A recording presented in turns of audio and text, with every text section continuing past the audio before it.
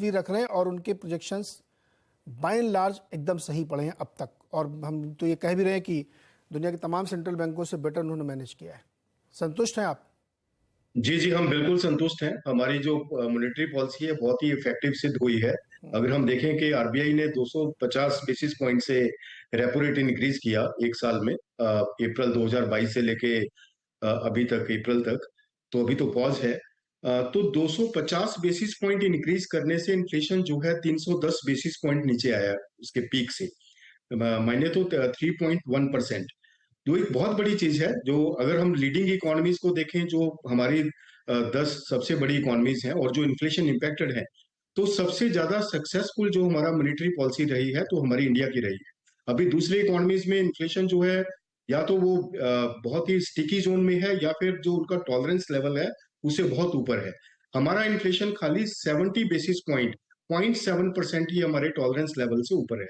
और जैसे कि गवर्नर साहब ने बताया कि हमारा लक्ष्य जो है वो 4% का है, तो वो बहुत जल्दी आने वाला है। जहां पे हम देख रहे हैं कि डब्ल्यूपीआई प्राइसेस में बहुत बड़ी करेक्शन आई है, वो माइनस में चले गए हैं, तो उसी के मद्देनजर जो सीपीआई के प्राइसेस हैं उनमें भी बहुत बड़ी गिरावट रहेगी, और जो इन्फ्लेशन है वो within the target band आ जाएगा। और हमें लगता है कि कुछ ही महीनों में शायद ये 4% से भी नीचे आएगा, तो जो कि विद इन बहुत ही कंफर्टेबल ट्रैजेक्टरी रहेगा।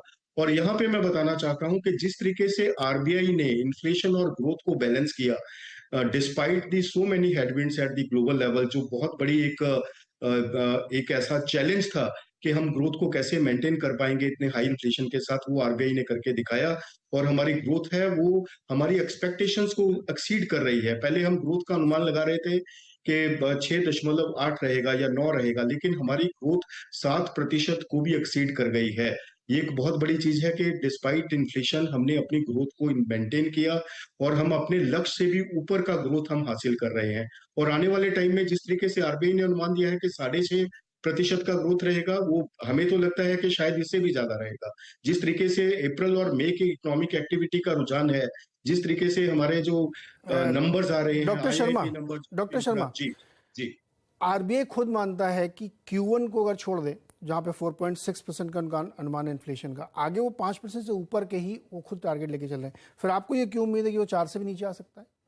देखिए, जो अनुमान होता है शुरू में वो कभी भी रिवाइज हो सकता है। जैसे अभी हमने 2022-23 के आंकड़े को रिवाइज किया है, तो ये जरूरी नहीं है कि जो एक बार अनाउंस हो गया वो वैसा ही चलेगा। लेकिन हमें इंडस्ट्री बॉडी के हिसाब से लगता है, जिस तरीके का इकोनॉमिक एक्टिविटी है, कि शायद इस साल भी जो ग्रोथ है वो एस्टिमेट से सरपास करेगी, और ग्रोथ जो है वो लगभग 7% के आसपास हम इस साल भी हासिल करेंगे।